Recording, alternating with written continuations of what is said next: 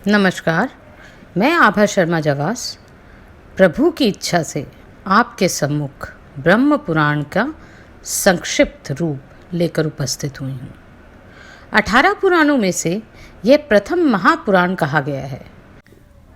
अब तक ब्रह्म पुराण में हमने धुंधुमार के नाम किस कारण पढ़ा तथा सत्यव्रत ने किस प्रकार विश्वामित्र के पुत्र को छुड़ाया, इन सब बातों पर विचार किया। इस भाग में हम राजा सागर का चरित्र तथा इक्ष्वाकु वंश के मुख्य राजाओं का परिचय जानेंगे। राजकुमार सत्यव्रत भक्ति, दया और प्रतिज्ञावश विनय पूर्वक विश्वामित्र जी की स्त्री का पालन करने लगे। इससे मुनि बहुत संतुष्ट हुए। उन्होंने सत्यव्रत से इच्छानुसार वर मांगने के लिए कहा। राजकुमार बोले, मैं इस शरीर के साथ स्वर्गलोक में चला जाऊं तथा अनावृष्टि का भय दूर हो जाए। तब विश्वामित्र ने उसे पिता के राज्य पर अभिषिक्त करके उसके द्वारा यज्ञ कराया। वे महातपस्वी थे। उन्होंने देवताओं तथा वशिष्ठ के देखते देखते सत्यव्रत को शरीर सहित स्वर्गलोक में भेज दिया। उनकी पत्नी का नाम सत्यरथा था। वह केकय कुल की कन्या थी। उससे हरिश्चंद्र नामक निष्पाप पुत्र को जन्म दिया।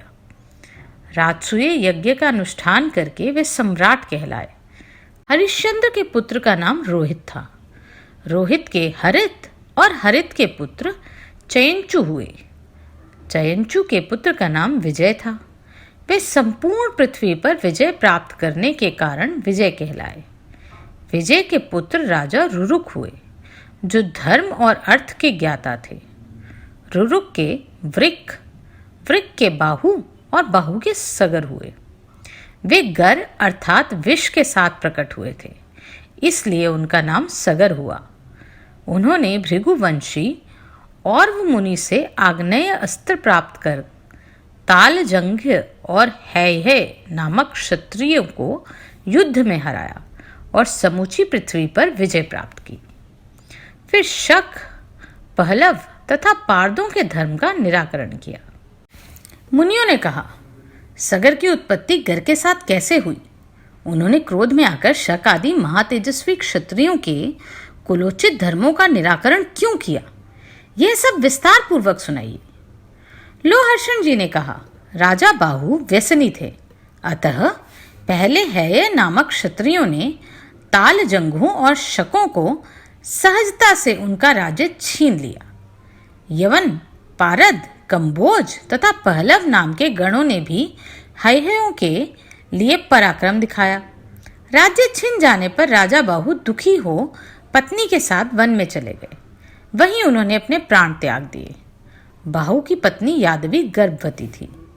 वे भी राजा का सहगमन करने को प्रस्तुत हो गई। उन्हें उनकी सौतन ने पहले से ही जहर दे रखा था। उन्होंने वन में चिता बनाई और उस पर आरूढ़ हो पति के साथ भस्म हो जाने का विचार किया। भृगुवंशी और मुनि को उनकी दशा पर बड़ी दया आई।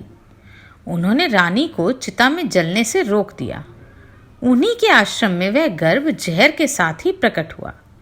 वही महाराज सगर हुए। औरव ने बालक के जात कर्म आदि संस्कार किए, वेद शास्त्र पढ़ाए तथा आगन्य अस्त्र भी प्रदान किया, जो देवताओं के लिए भी दुस्सह है। उसी से सगर ने हैय वंशी क्षत्रियों का विनाश किया और लोक में भारी कीर्ति प्राप्त की। तदनंतर उन्होंने शक, यवन, कंबोज, पारत तथा पहलव गणों का सर्वनाश करने के लिए उद्योग किया। वीरवर महात्मा सगर की मार पड़ने से वे सभी महर्षि वशिष्ठ की शरण में गए और उनके चरणों पर गिर पड़े। तब तेजस्वी वशिष्ठ ने कुछ शर्तों के साथ उन्हें अभयदान दिया और राजा सगर को रोका।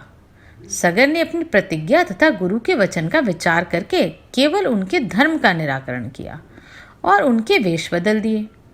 शकों के आधे मस्तक को मुंडाकर विदा कर दिया गया। यवनों और कंबोजों का सारा सिर मुंडा दिया। पारदों के सारे केश उड़ा दिए। धर्म विजय राजा सगर ने इस पृथ्वी को जीतकर अश्वमेघ यज्ञ की दीक्षा ली और अश्व को देश में विचरने के लिए छोड़ा। वह अश्व जब दक्षिण पूर्व समुद्र के तट पर विचर रहा था, उस समय किसी ने उसको चुरा लिया और पृथ्वी के भीतर छिपा दिया। राजा ने अपने पुत्रों से उस प्रदेश को खुदवाया। महासागर की खुदाई होते समय उन्होंने वहां आदि पुरुष भगवान विष्णु को, जो हरि, कृष्ण और प्रजापति नाम से भी प्रसिद्ध हैं, महर्षि कपिल के रूप में शयन करते देखा। जागने पर उनके नेत्र के तेज से वे सभी जलकर भस्म हो गए। केवल 4 ही बचे, जिनका नाम था बहिर्केत, सुकेत, धर्मरथ और पंचनद। ये ही राजा के वंश चलाने वाले हुए। कपिल रूपधारी भगवान नारायण ने उन्हें वरदान दिया कि राजा इक्ष्वाकु का वंश अक्षय होगा और उनकी कीर्ति कभी मिट नहीं सकती। भगवान ने समुद्र को सगर का पुत्र बना दिया और अंत में उन्हें अक्षय स्वर्गवास के लिए भी आशीर्वाद दिया। उस समय समुद्र ने अधर्य होकर महाराज सगर का वंदन किया। सगर का पुत्र होने के कारण ही समुद्र का नाम सागर हुआ। उन्होंने अश्वमेघ यज्ञ के उस अश्व को पुनः समुद्र से प्राप्त किया और उसके द्वारा 100 अश्वमेध यज्ञ के अनुष्ठान पूर्ण किए। हमने सुना है कि राजा सागर के 60,000 पुत्र थे। मुनियों ने कहा, साधुवर, सागर के 60,000 पुत्र कैसे हुए? वे अत्यंत बलवान और वीर किस प्रकार हुए?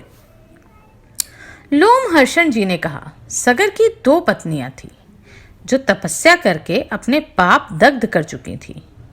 उनमें बड़ी रानी विदर्भ नरेश की कन्या थी, उनका नाम केशिनी था। छोटी रानी का नाम महती था। वह अरिष्ट नेम की पुत्री थी तथा परम धर्म परायण थी। इस पृथ्वी पर उसके रूप की समता करने वाली दूसरी कोई स्त्री नहीं थी। महर्षि औरव ने उन दोनों को इस प्रकार वरदान दिया, एक रानी 60,000 पुत्र प्राप्त करेगी और दूसरी को एक ही पुत्र होगा, किंतु वह वंश चलाने वाला होगा। इन 2 वरों में से जिसकी जैसी इच्छा हो वह उसे प्राप्त कर ले। तब उनमें से एक ने 60,000 पुत्रों का वरदान ग्रहण किया और दूसरी ने वंश चलाने वाले एक ही पुत्र को प्राप्त किया। मुनि ने तथास्तु कहकर वरदान दे दिया। फिर एक रानी के राजा पंजन्य हुए। दूसरी ने बीज से भरी हुई एक तुम्बी उत्पन्न की। उसके भीतर तिल के बराबर 60,000 गर्भ थे।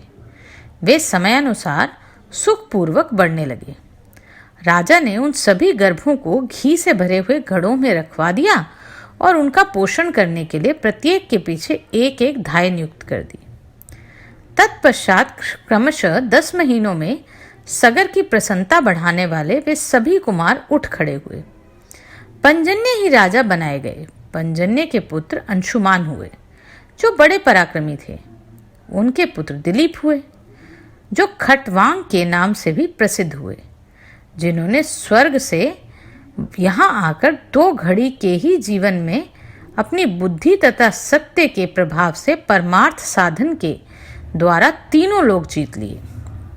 दिलीप के पुत्र महाराजा भगीरथ हुए, जिन्होंने नदियों में श्रेष्ठ गंगा को स्वर्ग से पृथ्वी पर उतारा, समुद्र तक पहुंचाया और उन्हें अपनी पुत्री बना लिया। भगीरथ की पुत्री होने के कारण ही गंगा को भगीरथी कहते हैं। भगीरथ के पुत्र राजा श्रुत हुए।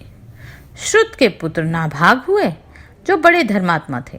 नाभाग के पुत्र अम्बरीश हुए, जो सिंधु द्वीप के पिता थे। सिंधु द्वीप के पुत्र अयुताजित हुए और अयुताजित से महायशस्वी ऋतुपर्ण की उत्पत्ति हुई, जो द्वित विद्या के रहस्य को जानते थे। राजा ऋतुपर्ण महाराज नल के सखा तथा बड़े बलवान थे। ऋतुपर्ण के पुत्र महायशस्वी आर्तुरपणि हुए। उनके पुत्र सुदास हुए, जो इंद्र के मित्र थे। सुदास के पुत्र को सौदास कहा जाता है। वे ही कलमाशपाद के नाम से विख्यात हुए तथा राजा मित्रसह भी उन्हीं का नाम था। कलमाशपाद के पुत्र सर्वकर्मा हुए। सर्वकर्मा के पुत्र अरण्य थे। अरण्य के 2 पुत्र हुए, अन्मित्र और रघु।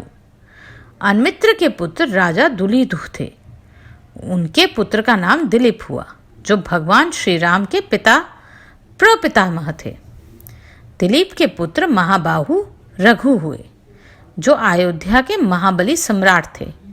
रघु के अज और अज के पुत्र दशरथ थे। दशरथ से महायशस्वी धर्मात्मा श्री राम का प्रादुर्भाव हुआ। श्री रामचंद्र जी के पुत्र कुश के नाम से विख्यात हुए। कुश से अतिथि का जन्म हुआ, जो बड़े यशस्वी और धर्मात्मा थे। अतिथि के पुत्र महापराक्रमी निषद थे। निषद के नल और नल के नभ। नभ के पुंडरीक और पुंडरीक के क्षेमधनवा थे। क्षेमधनवा के पुत्र महाप्रतापी देवानिक थे। देवानिक से अहिनगु, अहिनगु से सुंधवा, सुंधवा से राजा शल, शल से धर्मात्मा उक्य, उक्य से वज्रनाभ और वज्रनाभ से नल का जन्म हुआ। मुनिवरों, पुराणों में दो ही नल प्रसिद्ध हैं। एक तो चंद्रवंशीय वीरसेन के पुत्र थे और दूसरे इक्ष्वाकु वंश के धुरंधर वीर थे। इक्ष्वाकु वंश के मुख्य मुख्य पुरुषों के नाम बता दिए गए हैं। ये सूर्यवंश के अत्यंत तेजस्वी राजा थे। अदिति नंदन सूर्य की तथा प्रजाओं के पोषक श्राद्ध देव मनु की इस सृष्टि परंपरा का पाठ करने वाला मनुष्य संतानवान होता है और सूर्य का सायुज्य प्राप्त करता है। धन्यवाद।